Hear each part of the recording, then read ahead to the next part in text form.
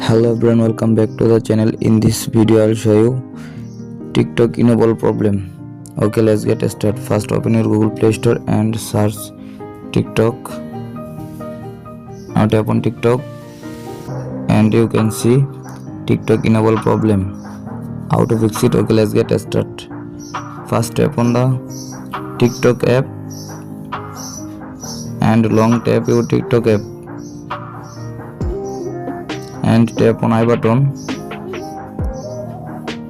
Scroll down, tap on storage, clear cache and clear data, delete. Okay, go back and now restart your phone and now reopen it again on your phone. Go back. Now check your internet or Wi-Fi connection. My Wi-Fi already connected. Okay, done.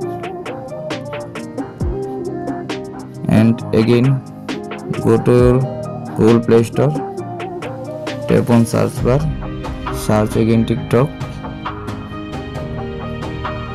and tap on TikTok. Now tap on enable and see. I hope your problem has been solved successful. Please subscribe my YouTube channel.